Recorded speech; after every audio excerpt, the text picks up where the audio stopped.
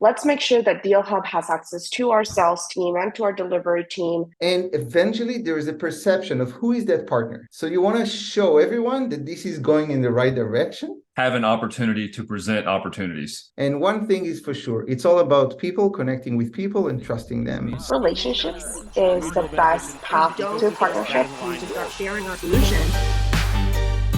Welcome to Make Them Famous, the podcast about partner enablement. The only podcast to uncover both how partner teams enable their partners and how other department leaders enable their partner teams to achieve success. All right, welcome to Make Them Famous. The podcast, hopefully you've gotten to know by now, is very unique in that we like to have almost marriage counseling with relation to partnerships, not in the negative sense. We like to bring on two partners that may or may not be very, very familiar with one another and uncover what it is that makes them successful. This podcast was recorded at a unique time where we're prepping HubSpot and Salesforce Partner Tracks, an annual event that we do. DealHub is a part of this annual event this year. And representing DealHub is Omer Fuchs, VP of Strategic Alliances. Now we're working with Omer to prepare their partner track with the intent of, or DealHub's intent of finding and aligning more solutions partners like the guest on this show. With him is Diana Gonzalez, Senior Channel Manager for RevPartners, and Robert RevOps Jones, the Sales Director at RevPartners and part-time comedian, really awesome, funny guy, total character. You'll see him at Inbound wearing an orange suit, probably again this year. This type of partnership is one where the agency becomes a power user in the product and become an expert and use it to optimize their own internal operations. Then they roll it out to their clients, and the partner team is there to enable and support and communicate and do all the things that helps them roll it out faster to more clients. This is a very different type of relationship if you're listening from the e-commerce ecosystems like Shopify, where Shopify isn't used internally to support operations of the agency in the way that HubSpot is, which means the level of product and partnership synergy can either happen very quickly, light a fuse, so to speak, or it can fall flat and go stale quickly. And a good example is, let's say Robert, who's the sales director, has a salesperson on his team that have used a product in the past company. That product now wants RevPartners to become a partner. And Robert goes to his team with the opportunity, maybe even a free account offer from that tech partner. And one or two of his team members have had such a bad experience with the product that they say, no, I'm not using that. And then Robert's in a scenario where, he can't go back to the tech partner with, yeah, let's do this. Of course not. It doesn't matter what they're throwing at him and offering him. If it's not going to get absorbed and used from a team perspective, they cannot and should not be rolling it out to their clients. That's a unique scenario. The big question then becomes, does this type of agency partnership have to start with them using the product internally and become a power user? Yes, no. What sort of scenarios does a non-used or unused, not being used product actually turn into a successful partnership for an agency like this? Then also the subsequent question there is, do you sell them an account? Do you gift them one? How does that initial relationship start? If it starts with, I'm buying an account from you, how does that transition into a partner go-to-market? Very interesting, in my opinion. In either case, we're going to unpack that and a lot more on this episode.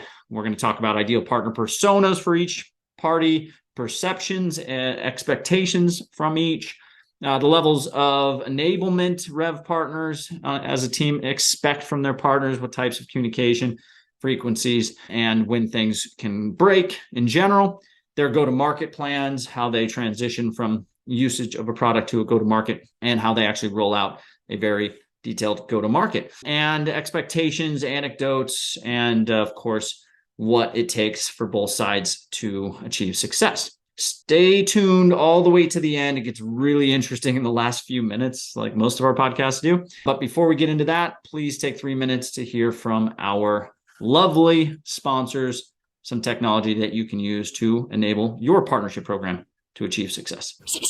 Well, we could not make this podcast famous without help from our sponsors. For sponsorship, we looked to 3 platforms that help you find, activate, enable, and manage your partner program. These 3 tools may be the only tools that you'll need to effectively run partnership. The tools in question are Reveal for account mapping and running co-selling operations, Partner Stack for scaling a multi-tiered commission-centric program, and Partner Hub for working closely day-to-day with MSPs, managed service providers. Partner Stack probably needs no introduction, They work with top tech companies like Monday.com, Unbounce, Intercom, and Webflow. And it's a company that we recommend when you are ready to scale your commission-centric, usually a multi-tiered partner program. Check out Partner Stack to scale partnerships. Reveal, again, when you're ready to really get into the revenue operation of partnerships, that means that you want to map accounts, see what the overlap is, see who I'm targeting that you're also targeting, see who I'm targeting that you're not targeting, and come up with a strategy to get those accounts into my pipeline, into your pipeline, and to build that pie, that bigger and bigger pie together. Oftentimes, you'll invite a partner to an account mapping solution that has a paywall too early, which is prohibitive for a lot of the target audiences that our partner programs are after, the digital agencies. If you invite them to Reveal, you can trust that they won't hit a paywall. There's 360 account mapping UI in Reveal for free, and it is at reveal.co. Finally, Partner Hub, again, it's a partner operations platform. Partnerships has a lot going on. Who's doing what at what stage in the partnership are the questions that many of my partner managers ask themselves. Partner Hub is here to solve for what are we doing with partnerships, who's doing what, where are our partners, and if we need to find more, are we able to go and shop for more partners? Partner Hub answers all of those questions with yes, and it is free. It's free for top tech companies like Apollo, AudioEye, Smith, Growbots, Recart, Customer.io, and it's free for digital agencies like Hawk Media, Trellis, Aptitude 8, Creative Trends. A lot of these tech companies and agencies use Partner Hub to find and align with each other. MSP, managed service provider, digital agency, as well as SaaS tech companies. So check it out, partnerhub.app. And again, thank you for listening. I'll let you get back to the show. All right, everyone, welcome to the podcast. To get started, we like to do the boring introductions, but Robert, give us the Wikipedia, who you are, who's RevPartners, and what do you guys do? Yeah, we're an elite tier HubSpot partner, fastest to get to elite ever. That's our kind of our calling card. We do Sales Hub implementations. We love HubSpot. We think about HubSpot. We like to think more than anyone else. I am a senior channel manager, and I'm also the mayor of Inbound 2022, looking to run for office again this year. I love it. What is mayor of Inbound for those who don't know? Not like me, I don't know. Yeah, I'm one of those that doesn't know also. It's kind of an unofficial personal brand campaign that just sprung up. So I wore an orange suit. It was pretty awesome. And that's one of the things I hope to talk about today is kind of sales enablement with branding. But before that, I'm going to pass it over to Diana from our team. I love it. Diana. Yeah, thank you. I won't be able to top Mayor of Inbound for sure. But yeah, just adding on to what Rob was just saying, we're basically a revenue operations shop, and we focus on the sales and service operations within HubSpot. HubSpot is at the core of our service. And I am a channel manager for ISV specifically. We work with Dealhub, which we have Omer here today with us, but also we work with companies like SalesLoft, AirCall, and Chili Piper. And just as a way of really going to market with some of this like best in class products around the HubSpot sales and service operations. I love it. Nice I think this is our first recording, at least second call, but we've all just gotten acquainted recently.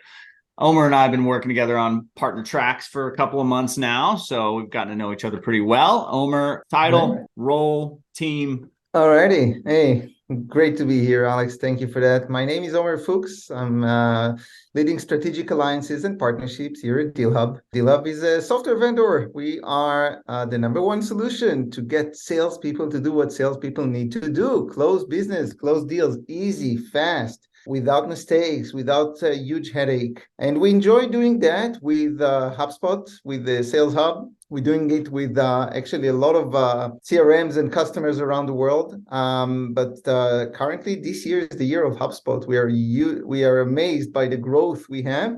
And RevPartners was one of the first partners I enjoyed meeting at the last inbound, and I'm very happy to partner with them and with a lot of other HubSpot partners. So that's a really great topic and great to be here. Yeah, I'm excited too. And yeah, I'm going to show your website here just so everyone knows who you are and what you do. So focusing on RevOps, as the name implies, but inbound as well, like Robert mentioned, HubSpot agencies.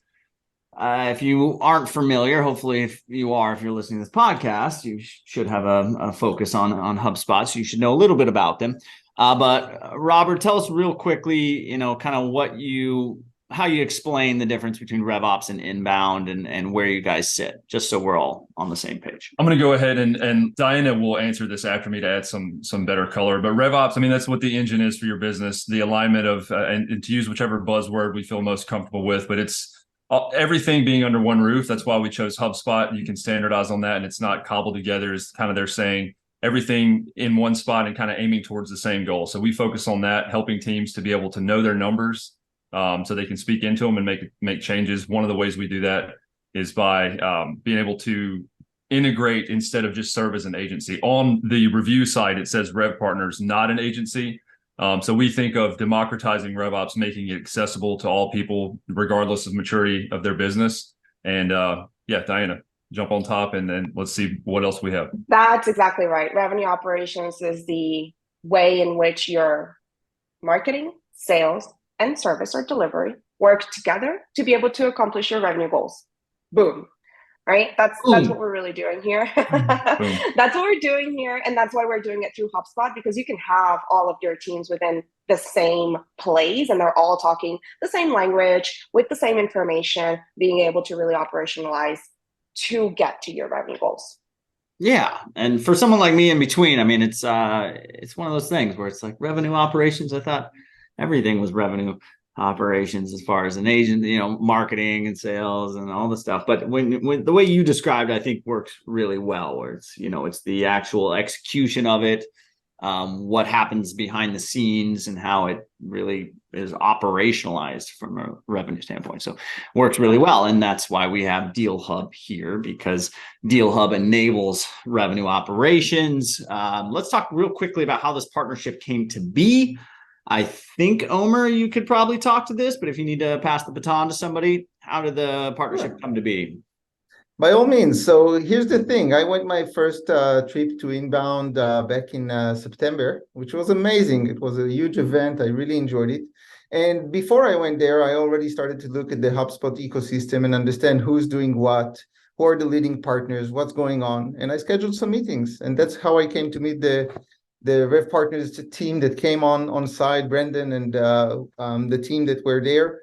And we hit it off, right? We had a discussion. We talked about what it is that we bring to the table, what the RevPartners team is bringing to the table. And eventually this is maybe where partnerships are born, right? One side might have a great technology and a great solution, and then he needs partners to take it to the market. And I'm so glad that, Diana just discussed what is RevOps all about. The fact that someone defined it as a profession, the fact that there are partners out there today that really look at this and say, hey, revenue operations is an art, and customers need to have professionals to take care of their revenue operations. It's not just something that happens. For us, this is like a glove to the hand, right? This is perfect because we have a technology, we have a software, but if we have professionals to really bring the best practices and the knowledge and the consultancy on top of it, I think that guarantees a long-term value realization and a great success with customers. So that was the type of partners I was looking for. Killer. And who was the first point of contact at RevPartners, you guys, that started the relationship? And what did you like about it? What was the kind of internal dialogue, I guess, around this type of technology? And did it just kind of unfold organically, or was there real intention there? I mean, talk to me about that. Yeah, so I think from our side, the conversation started through the inbound connections that were made. But in the background, we actually have a whole list of things that we were looking for in terms of partnerships. Our partnership motion is relatively new. And so what we thought about was like, why do we specifically want to partner with different companies, and how, and who are these companies going to be? And so what we found is that HubSpot does a lot of things really, really well. But some of the things that they have gaps on are, for example, product pricing and quotes. And so we thought, well, how do we get to a place where we're filling in those gaps and we're providing our customers the best possible solution? And that's how we came about the conversations with Dealhub. And yeah, I think Omer was probably the first person that we spoke to in regards to this partnership. And the whole goal here is for us to have a product that we know and that we trust, that we can tell our customers, yeah, what you have is so complex that it really does not fit within the HubSpot realm of possibilities. And you need this tool in order to be able to operate in the best way possible. And so really we're very excited about what Dealhub is doing. We think that it's the best solution out there for quote and products. It has immense flexibility that otherwise our clients wouldn't be able to have, and really it does a lot for our clients actually closing the deals. So that's how it came to be. I want to jump ahead and say that, to your favor, to say to RevPartners, they didn't make it easy on us.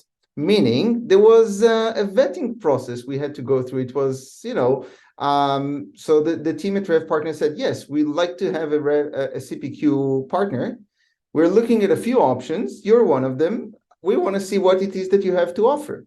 And we went ahead through some very deep dive technical sessions until the team at RevPartners was convinced that we are indeed the best solution, and I'm glad they did. But yeah, I think it adds some professional level to the beginning of our relationship, because it wasn't just a match saying, okay, we connect on a personal level, that's great enough. No, there was some, examinations, and that's great. Yeah, when we say, best in class or our preferred solution, we want to make sure that we have something to back that up. And so like when we're saying Dealhub is the best possible solution for this, it's because we've done a thorough job doing a technical deep dive into what we have out there, and we narrowed it down to Dealhub. I love that. I love to hear that. And you mentioned the word trust, and there's a level of trust in the product, which sounds like that's the first level of diligence. You want to make sure to thoroughly vet the product, and then there's building the trust in the partnership as you guys are doing deals together, going to market. Reciprocities in there, enablement, all these terms kind of come unfold. And then also just trusting the people that if you're going to refer a client of yours, which is super valuable, to all the partner managers listening. I think one thing that's tough for the SaaS partner teams to understand is a client to you could be worth millions of dollars, on the revenue side. A client to Dealhub could be worth thousands of dollars in user fees, maybe. So it's a different level of like, take care of this person, and they tend to, not fully grasp that in general. So we hear a lot of horror stories of passing the deal off, and then communication breaks down and all of that sorts of stuff. So we're going to get into anecdotes and some of the things that you guys do with your partners, but let's get into partnerships and how Dealhub is structured to enable partners like RevPartners. Anything unique there, Omer, that you guys are trying to initiate or have initiated with or without RevPartners? Just some of the things around partner enablement that you guys are focused on. Well, Well, I think we're taking the most intuitive and relevant first steps in the partnerships world. Eventually, like I said, I think the secret sauce is first of all to qualify the right partners for us. And by the way, this is also a learning process because sometimes you go ahead and you sign some partnerships and you find out, for example, I can tell you in the HubSpot ecosystem, there are a lot of great agencies there that are great in marketing and they understand marketing from A to Z, but they have little to no experience with sales or RevOps, right? And that's a bit of a different world. So we see different type of partners. So the first step is to find the right people, because one thing is that we don't intend to teach our partners the art of sales or the art of business operations. They should be coming from that with that expertise from their own experience. So for us, the immediate step is, of course, to share the technology, to teach the technology, to show the capabilities, to do everything we can in order to jointly go to market. And actually, it doesn't take a lot to really create that joint knowledge base that enables us to go back to the market together.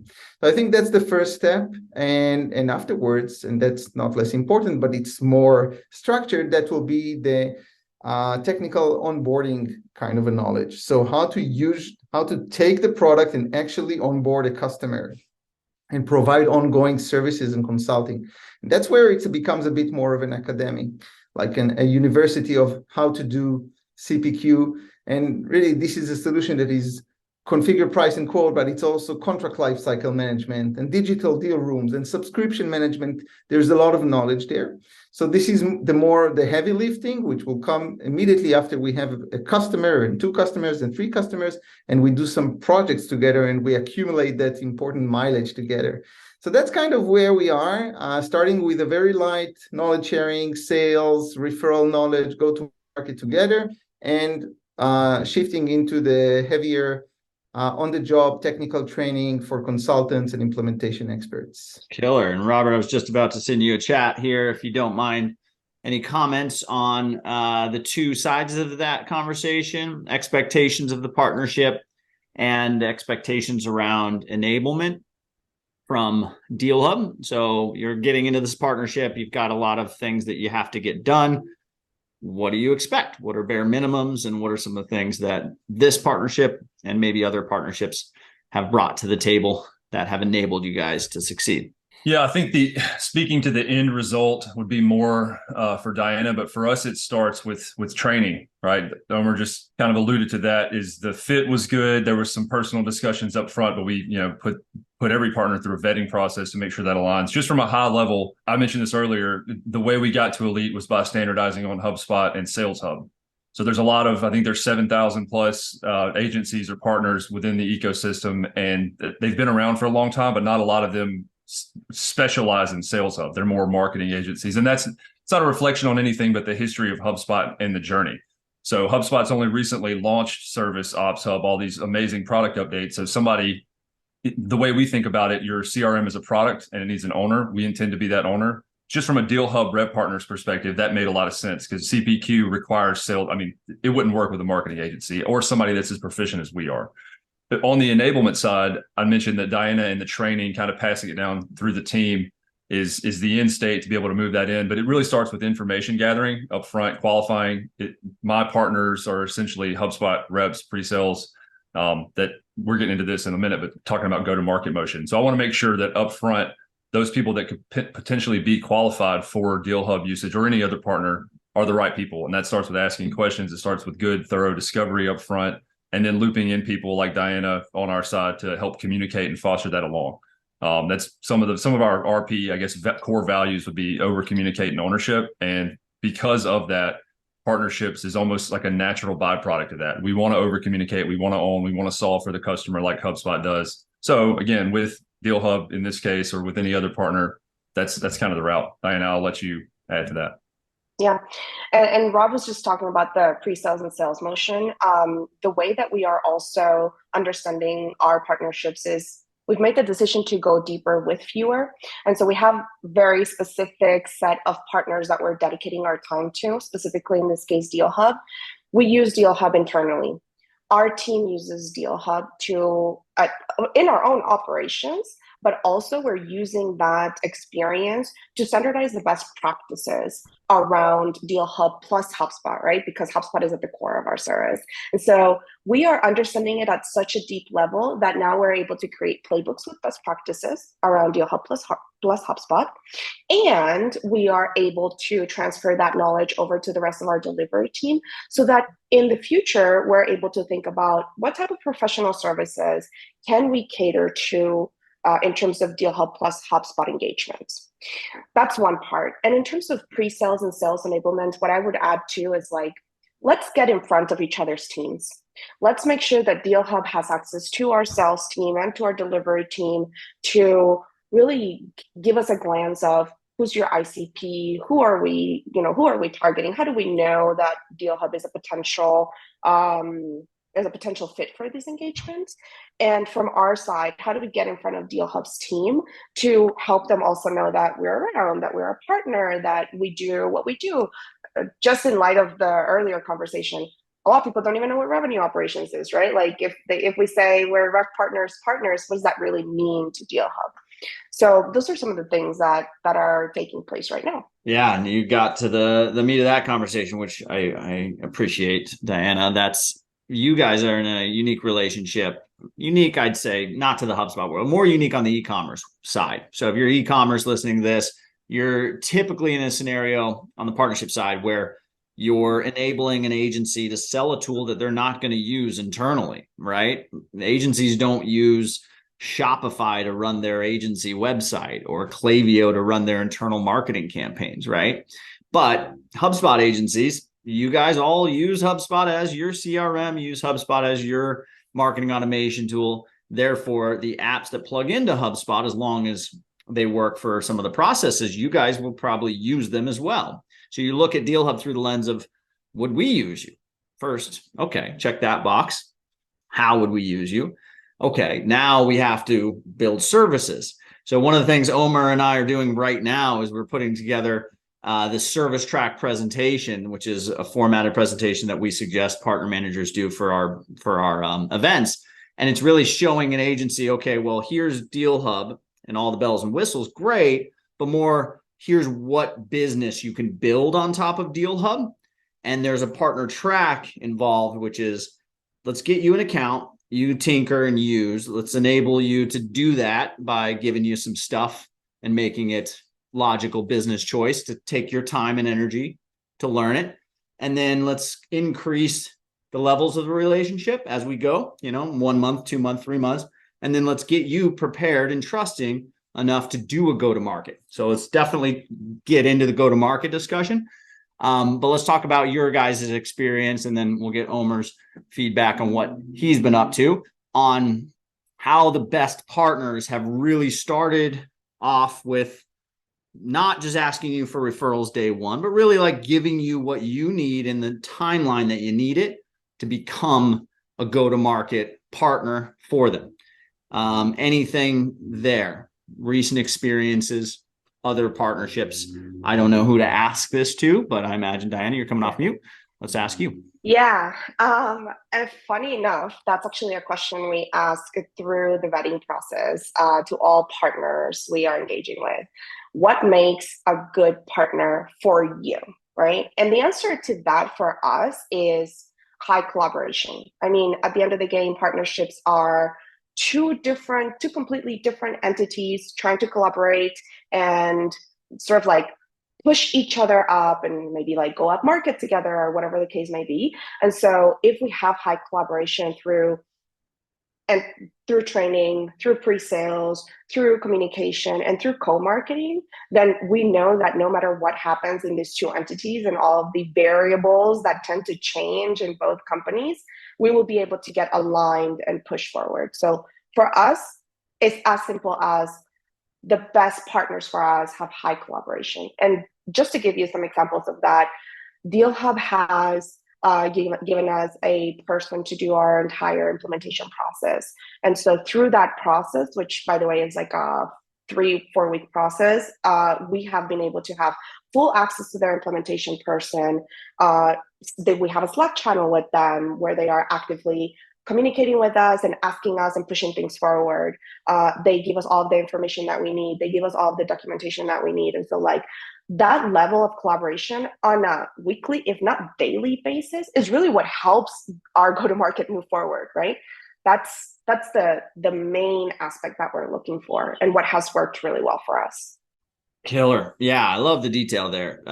Definitely. So let's talk, Omer, from your expectations, and maybe this has changed. I think you were at Sisense before Dealhub. Yeah.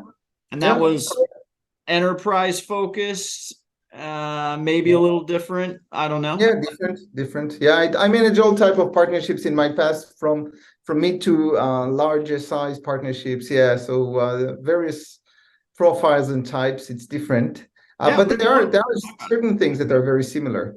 So I hear Diana, and I'm thinking to myself, wow, I'm glad to hear that the other side thinks we've given a lot, because I always feel like, I probably should have done more.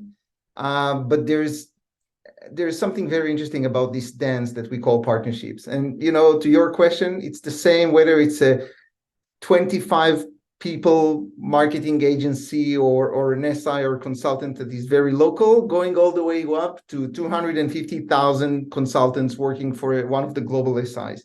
And there's something similar is at the beginning of this whole dance is what it is that the other side is willing to give, and who is going to bring the first fish to this meal. And there's always this question, right? So I'm expecting more, but well, what have you done for me lately?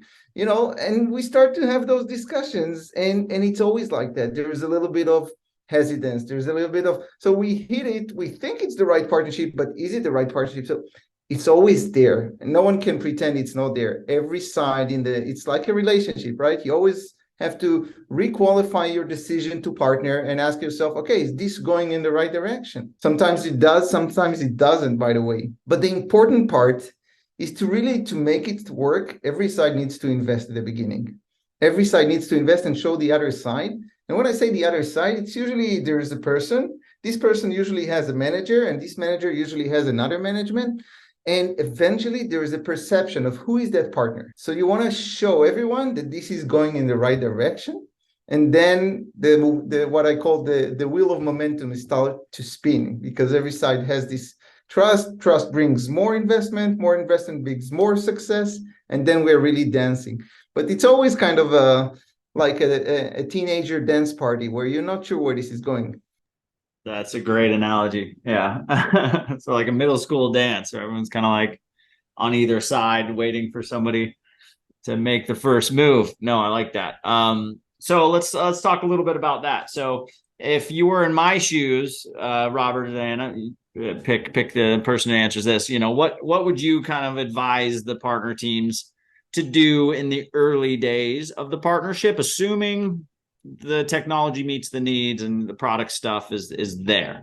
How much and how little, and what are some of the steps that you suggest partner teams take, from the lunch and learns to the first product calls to the sharing of deals and co-selling to, what are some of the things that you've seen happen early on, and what is expected versus maybe too much?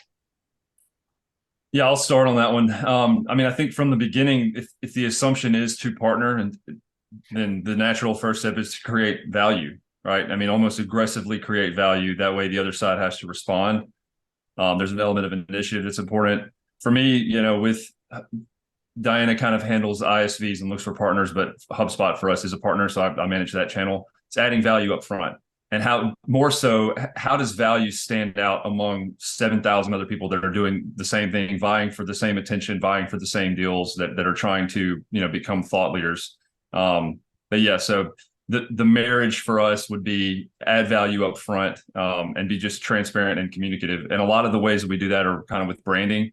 Again, I alluded to this mostly as a joke, but the orange suit was one way to just stay top of mind. I think, and again, Diana can definitely speak more into this, but from us, the value add for Dealhub stood out immediately just because of we target and operationalize, first of all, only within HubSpot, but on Sales Hub.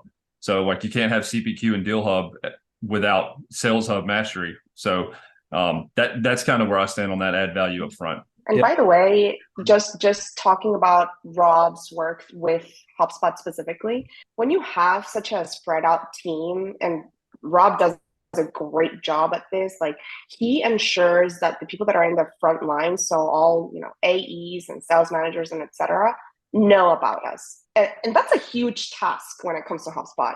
So he is doing a lot of the branding for himself to reach out to account executives and make sure that we have a good relationship with them. Even though we already are HubSpot partners, we continue to nurture those relationships with each one of the individuals at HubSpot, because we know that at the end of the day, they are the ones referring clients to us, and they are the ones having their direct communication with us and making sure that we have the information that we need to be able to cater to those engagements. I'll add one thing, Alex, because you asked for feedback to you. That's to make those partnerships feel more internal. And Slack is a way to do that, but just over communication is a way to do that. I see a lot when there's a lot of outside people or people that we aren't familiar with on calls. It goes to be more rote, more professional, more kind of scripted, whereas the relationships built and just staying top of mind almost facilitates this informal, more internal, for lack of a better word, feel with the relationship, which again, to me, it indicates a level of trust that you would want to get to in order for a partnership to be really solid. And so that's part of my responsibility. Killer. Omer, comments on that and some of the things that you guys are striving for to kind of meet those needs? Oh, first of all, I want to say that we have an interesting triage here, because RevPartners are partnering with HubSpot, and same goes for us. So we are a partner of HubSpot as well, right? So we work with a lot of account executives in HubSpot, and then we meet in those different intersections, which is wonderful. It's a partner of a partner of a partner. Your partner is my partner, et cetera, et cetera. So that's also great to mention, because partnerships could be a more complicated structure than just one-on-one. The other thing I was thinking about, to Rob's point, is how much Zoom partnerships are more challenging to me, right? So I've been in the partnership business for many years. The best partners are partners that I had a beer with. I shook their hands. We sat down together in workshops. We visited customers together. We've been to numerous events together year after year. Those are not just partnerships, those are friendships for life. A lot of the partners I have today were initiated already in the post-COVID world. A lot of them are maintained by virtual means only. And I think that I could probably say it's a different quality of partnerships. I mean, for those that I really want to nurture, I think I need to make the trip, come over, and we need to meet. And even that single point of contact face-to-face in Boston, in inbound, was a totally different beginning for the partnership than anything else. So I'm just saying, buy me a flight tickets. I need to come over. It can't be over Zoom all the time, really. He saw a guy in an orange suit and was like, yeah, that guy. Yep, need to talk to him. I love it. What's the That's color? the guy that gives away the drinking coupons, right? I remember him. Right. I was a parking cone in the outside before and after that. So I love it. Maybe a green suit next year. Is green the RevOps color? If orange is now the inbound color? Orange would be we're gonna HubSpot. have to make it. Yeah, orange is HubSpot, green is RevPartners. There are plans in the works. I may or may not be a transformer with wings, some sort of Segway electric scooter. All this is kind of low key right now, but just for the sake of the podcast, there's a preview. You're back to the Celtics, I think. Right. We can't say too much. Okay, let's talk about go-to-market. We got 15 minutes left.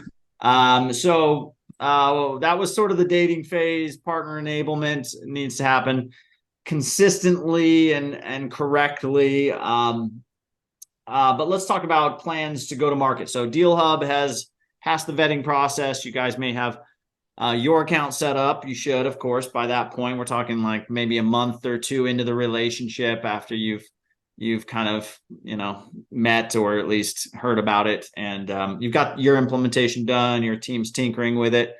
Everyone that needs to have an account has an account. And now it's, okay, well, we got to roll this out to our clients. What do you need from Dealhub? And what are some of the steps that you take internally? and some of the initiatives that you hope to execute on to get this to be super successful. So marketing campaign, go to market, sales initiatives. Who wants to start? Diane? I can take it. Yeah. So yeah, there's a few things right after I would say this is probably part of our activation plan. But usually what we do is, well, there's going to be like 4 different steps here. So I'll try to be as brief as possible. Number one, once we have a playbook and best practices and we understand everything around the product itself, we make sure to roll this out to our entire team in terms of training and having all of the possible information that they need. We then have 2 different activities that are usually done to launch our partnership sort of like officially. So we have some sort of masterclass or blog or some other, like with one of our partners, we did a swag collaboration send out that we did for partners and inactive partners to announce the partnership itself. So this is how we create visibility around the fact that we are partners and that we're collaborating together. And that's sort of phase 1 of going to market. So that goes out to our existing clients and also to any, like, we use Crossbeam a lot for this type of collaboration. So who are your prospects that we need to reach out to that we know or that we have a network with? And so all of those pieces bringing us some visibility around the partnership. And then we really go into how do we create a process internally, one, for our sales team to spot possible Dealhub or other partner potentials.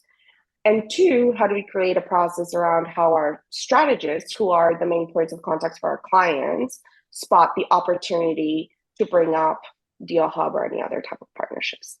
And so those processes, we actually create them through HubSpot, and we have very specific forms that need to be filled out so that we as channel managers understand if there is possible potential or not. And then from there, it goes back to the collaboration and the communication. How do we relate it back to our partners? How do we engage with them with that particular collaboration? If it's part of the sales process, it's very critical that we do not break the communication because our own deals are being part of this. And so we make sure that we have meetings with discovery, with the full sales process being sort of like done together and done in a very collaborative way. I mean, to add one thing, my answer is going to be brief, so I'll go before Omer. But there's almost a sense of being an information magnate and staying up with current events. Just for me, kind of on the ground floor, and having access to more of these, it's to make sure people have an opportunity to present opportunities. Which it's an interesting concept, but from a HubSpot standpoint, their product library is expanding exponentially almost by the day now. So with that, there comes an element of inaccurate perception of HubSpot in this case as a tool where, it can't do CPQ, that type of thing, and being able to re-qualify deals that may have previously not had opportunities like that from a Chili Piper, a Dealhub, whatever source.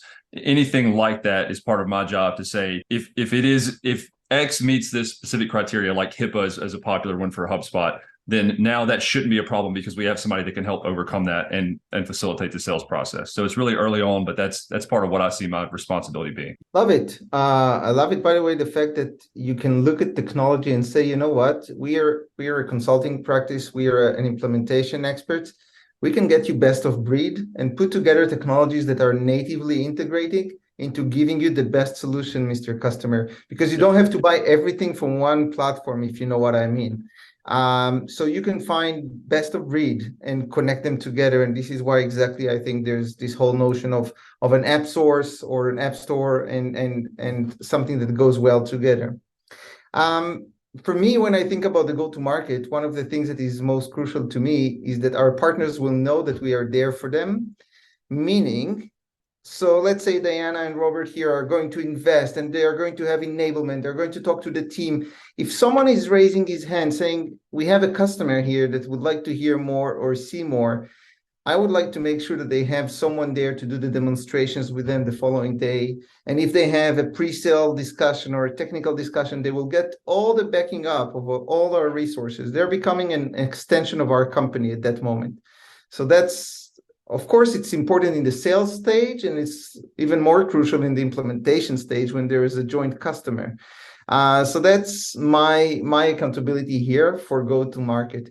Other than that, I'm joining Diana with all the blessed initiatives of joint marketing. How do you make noise together? How do you come to the awareness of the existing market share that partner brings, right? So very, very interesting. And new prospects and new customers. And this is exactly the thing. We're both here enjoying the growth of Sales Hub as a platform. And the more new customers come and choose HubSpot as their CRM for sales, that brings new opportunities to both of our companies, and we need to be there together. So I think this is what we need to do. And even I'm thinking what it is that we're doing right now. This recording is exactly part of that, right? We are here to say that we have a joint motion and we are partnering in order to grow for the mutual benefit of both companies. Yeah. Killer. Yeah. And I'm taking some notes here on some of the important nuances there related to your partnership with a product that you're using. So if you're listening and you're, representing an e-commerce app that the agency partner is not going to use, a little bit different. But if you're listening and, you do have a product that you're first and foremost trying to get the agency to implement internally, a couple things there.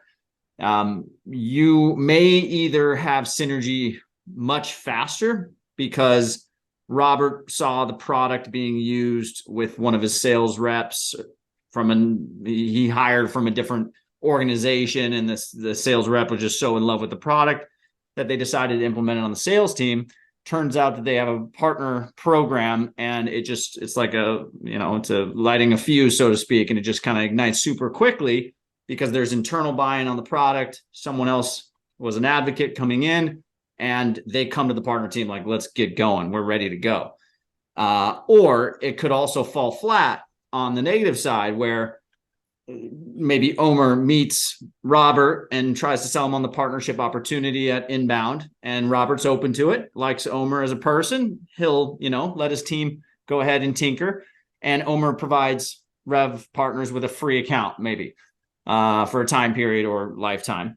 And they use it, but one of Robert's internal team members is not a fan of the product. Maybe they've used it at a previous org, or maybe they just don't like it for whatever. And then you have Omer pushing the partnership and wondering what's going on. And then Robert's in this weird situation where, he just wants his team to be happy with what they're using, and they're not happy with the product. And in that situation, it doesn't matter how many other partners Omer has or how many G2 crowd reviews they have. It's like if RevPartners can't buy into the product internally, there's no shot at a partnership, I would assume. A, what are your comments on that, Robert? And B, do you have partners that you just maybe weren't using internally, but the partnership was so valuable for whatever reason that you still partner? Talk to me about the usage versus partnering and kind of where that line gets muddy. I mean, for me, that goes back to trust. From the ISV standpoint, that would be Diana. I think the most important thing is really the vetting process and being able to have that trust and awareness that it is the best of the best. We have vetted multiple options, and there isn't any inherent. I think this more for me on this, and I'm not going to speak to our partners just because Diana has so much more visibility. But we imagine bringing someone into a deal from a HubSpot side. My number one goal is that the HubSpot software deal isn't lost at all. So whether it's recommending that we DQ ourselves at the moment or not, we've done that before. It's not traditional or typical from a statistical standpoint, but we want to save that for the rep on that side every time, period.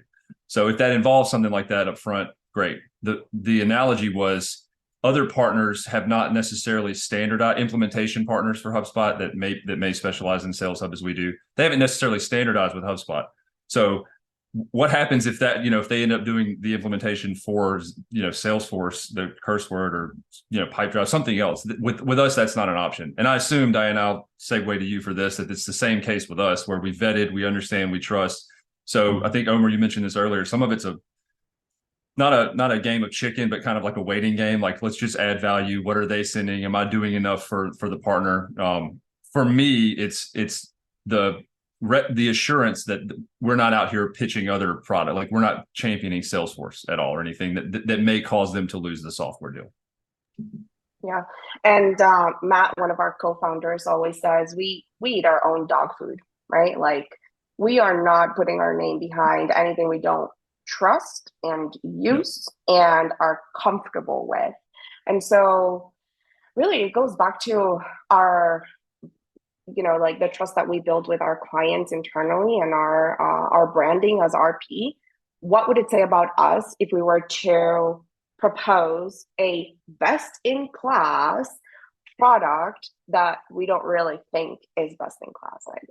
That's really just not a route we're willing to go, and that's why we, like I said at the beginning, go deeper with fewer. Okay, devil's advocate. Probably the Pipedrive HubSpot conversation is more relevant. Salesforce, HubSpot, now that you guys are both selling to the same target customer base, it's less relevant. But Pipedrive, maybe they're still going to stay SMB, and you do have some clients that just, maybe need that sort of solution. Less about CRM, but pick your app, email, whatever, right? There's an enterprise level and then there's an SMB level. And sometimes you guys have an SMB client that requires that. Are there scenarios where a partner team has successfully gotten to know you guys and become an active go-to-market partner of a tool that maybe you guys aren't selling so much as it just happens to be like your second tier reference or recommendation? Is there anything like that going on? I think it's possible that can happen in the future, not specifically because it's not a good tool, but just exactly as to what you were saying, like it just caters to a different market. Right now, we're not there. Again, we just want to focus with the partners that we have vetted, that we know are a good fit for us, and that we can expand to. Like our end game here is not to get commission out of these potential deals that we're having. Our end goal is to cater as best as possible to our clients, to build a relationship with companies that are trusted, that we trust, and eventually in the future to grow such a solid relationship that we're able to really cater those professional services to companies like Dealhub. And so we really won't be able to do that at a massive scale. We were not going to be able to become experts in 30 different products. We'll be able to focus on the 5 that we have and really go quite deep in our go-to-market and our collaboration together.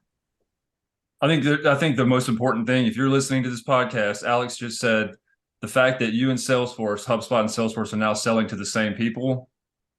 I mean that's reality now. So my question, just kind of rhetorically, would be: have you seen HubSpot lately? There's a lot of things that we can help bridge gaps and fill in, with that. But to me, it's only a matter of time within building so many updates. But that's the one question. If you're listening to this, you want to take away, come see HubSpot. Have you seen it lately? Omer, go ahead. A word from our commercials. All right, that's great. Listen, love it. I did want to add one thing. I have to trust some of my partners without having to use their services. And I think vice versa happens as well. I have a lot of partners that are great partners for us that have not used our solution themselves. And, that's one of the wonderful things that we have in this world is references, right? For me, for example, as Omer, how did I come to look at RevPartners? And I said, oh my gosh, this is the fastest growing HubSpot partner. They are in elite tier. They must be doing something great. I mean, someone else already vetted them for me, and that someone else is HubSpot, which I trust as a company. So I say to myself, okay, I can work with these guys. They probably have to be super professional, customer obsessed. This is what I'm expecting from these type of partners. So I have to do a lot of this trusting and using the experience of other companies to provide me some references that this is the right partner for me. And I think that the same can happen also vice versa. Some partners can look at the references, hear success stories from customers, and realize that this is a good solution. I love it. I want to propose one thing, and we can conclude final thoughts from anybody on this, is with this type of solution, does it have to be power user first before partner, before go to market? What is the order there, would you say? With RevPartners, you guys specifically, do you have to be a sold throughout the organization and we love it. We're all power users. And now we can talk about partnerships, or no? Short answer, no. It's a balance. And so as we start to grow our partnership, we will continue to become, or we will expand upon becoming power users. But the reality is, if we have that technical validation, we enter the partnership. And now we know that our commitment to grow as power users is there. And then that is going to eventually spread out to the rest of the company. Okay, so better if so, but not 100% required. Right. Okay.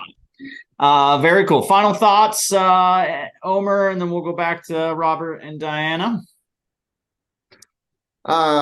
First of all, I'd like to thank you. It's been really fun spending this hour with you guys, talking about partnerships, a topic that is near and dear to my heart. Always fun, never easy. People think it's easy, but there's a lot of art to it. And by the end of the day, everything we talked about is true. Everything is accurate. And one thing is for sure, it's all about people, connecting with people and trusting them. So that's kind of the basic sauce. It will continue to be there. That's why I think it really works when we meet as people and we work together as teams.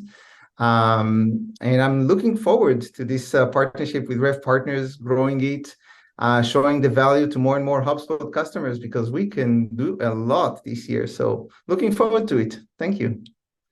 Killer. Robert, final thoughts besides how great of a product HubSpot is? Anything else? Yeah, that was my shameless plug. My other final thought is, if you're ever on a podcast with Omer, go first, because it's hard to follow most of what he says, just from I don't want to follow that perspective. It's been fantastic. I've had fun also.